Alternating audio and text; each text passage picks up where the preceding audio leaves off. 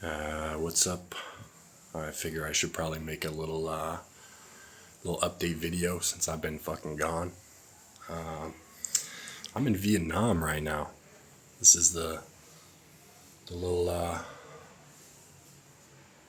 apartment that I'm staying in, and it's roughly like 200 US a month to stay here. And I had to get out of the US. I felt like revolution is just not going to happen right now in the US. Things have to get a lot worse for people to deconstruct the lies that they've been told about communism. And I also just needed to learn more, right? I need a real Marxist education, and it's very difficult to get this kind of education inside of the US. So in a way, I'm withdrawing my labor from the USA. I don't want to continue to pay taxes towards a genocidal state. And I've really learned a lot and almost become more radicalized just being here. I visited the War Museum, the War Remnants Museum here in Ho Chi Minh City. It's just the most disgusting shit you've ever seen, and understanding why we were even here in Vietnam was legitimately just to crush communism. The fear of it spreading across worldwide. And I mean, the US, our money, our taxes, even if you don't have family who fought in Vietnam or whatever, it's still we. I mean, we slaughtered millions of innocent people. And we are ramping this machine up again to do the same in Iran. And the first strike that the US and Israel did in Tehran was on a school where they blew up, killed 170 little schoolgirls, children between the ages of 6 and like 15, I think. Maybe not quite that old. I mean, they were kids. This is what the US does. This is what your taxes pay for. So I'm trying to collect some thoughts and write a paper sort of about the case for authoritarianism. I believe that the word authoritarianism has been hijacked by big media, by capitalist, billionaire-owned media, as some sort of fearful idea, some sort of scary, oh, you don't want to live in authoritarianism. But who doesn't want to live in authoritarianism?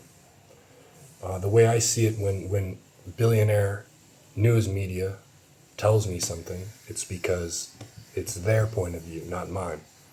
Essentially, what I think and view of the world is the exact opposite as any billionaire or any rich person, any bourgeois class would think, right?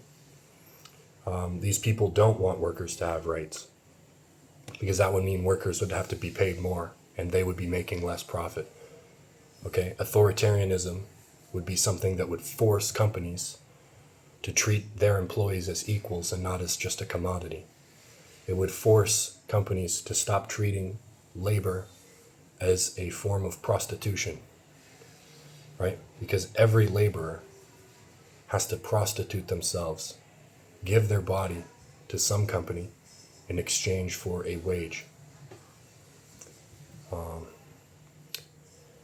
I've been seeing a lot of discourse on the DPRK, particularly from some anarchist type who are naturally against any sort of state power.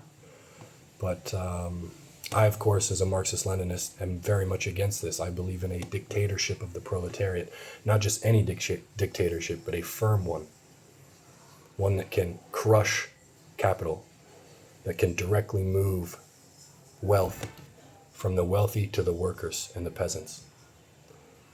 And in order to do this, you need to have an iron fist. You need something strong. This is my case in support for Stalin. Stalin was the head of the strongest world superpower that we've ever seen.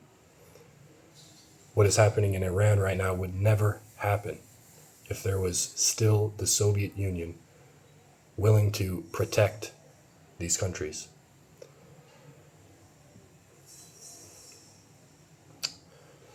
This fear that we have of authoritarianism is placed on us, right? I have no capital. I have no way to actually own and run a business within the current capitalist society. I don't have enough capital. My only asset is my body, my back, my knowledge as a worker. And I have to prostitute myself out to the people who actually have power in order to earn a living, earn a wage. The authoritarianism that we are looking for, that we the people need, we understand that we need, is the very same thing that they taught us to be afraid of. Right? Be fearful of the DPRK. They'll kill 3 generations of your family if you don't keep your picture of Kim Jong-un clean enough. I mean, you read this shit, and if you're not really that worried about it, you don't really care that much, you kind of just read it and say, wow, that's pretty crazy. I would hate to live there. Oh well. Kim Jong-un requires a list of 15 haircuts, and that's all people can get. Whoa, what a weird. None of this shit is true. It's billionaire-owned media that pays defectors, gives them a script, says say all this bullshit, and then you get paid. And then after they come out, someone fact checks them and says, whoa, what the fuck are you talking about? None of your family is in a work camp. We talked to them. They say, oh, I exaggerated because I had to say those things to get paid.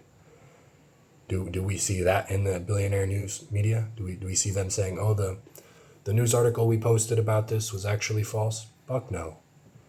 Because they don't care about actually telling you the truth of what's going on. They care about getting the headline. Some bullshit about Kim Jong-un banning the word sandwich. How do you even do that? So, some things to clear up. North Korea does have internet. There's a video on my Instagram page. If you scroll and look, you will see me talking about it, as well as videos of North Koreans eating in a restaurant, dancing. You'll see videos of the internet cafe in Pyongyang, where kids are playing CSGO, Valorant, League of Legends, all the same games we play. I would even say at this point, there are more hungry people in South Korea, people who are living in homes without proper heating, without proper insulation, without running water, in South Korea than there are in North Korea. Because in the DPRK in North Korea, they give farmers free housing in exchange for them to produce food. They give free housing to workers. They build brand new apartment buildings and give them to the people. You don't see this in any capitalist country. And in South Korea, I've been there. Everything is owned by Samsung. I mean, everything. That's not the Republic of Korea. It's the Republic of Samsung. The average South Korean is in crippling debt. They don't even have money to their name, the average South Korean. But, oh boy, you don't want that authoritarianism, guys. This is where we're at. And this is why I felt like I had to leave. I had to get out of the United States where I've grown up in and been living in. I just felt disgusted with myself, truly disgusted living there. And I began to realize essentially living in the United States is like living in Israel. And I've always viewed people very harshly. very harshly, if you live in Israel, you're a disgusting human. You're a disgrace to society to continue living in a place like that. While I was living in the U.S., the hands with the most blood on them. So definitely learning a lot, growing a lot, and studying as much as I can. I do have critiques of Vietnam. There's some areas that really seem out of place. There's a place here in Ho Chi Minh City. It's like a smart city, very wealthy area, and I understand. In order to build these buildings, they bought out a lot of land from very poor Vietnamese people, and then built these homes, these smart cities that these people will never be able to afford. This, of course, is not socialism, right? So moving myself to Vietnam is not saying, oh, now I'm in a good socialist country. That's not necessarily what I'm saying, and I'm not even 100% fully condemning the socialism here in Vietnam. I understand that things take time, right? You can't expect to not do business with capitalist countries totally. I think it's very difficult to do so.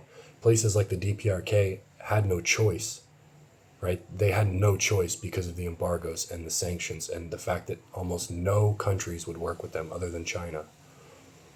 But despite all of this, the DPRK builds their own phones. They buy parts and ship them from China, and they produce them in the DPRK. There's videos of that on my channel as well. They produce their own computers. They build their own trains. They reclaim farmland and give it to farmers. There's definitely a lot for me to learn, but just wanted to make a little update, let you guys know what I'm doing, why I haven't been posting.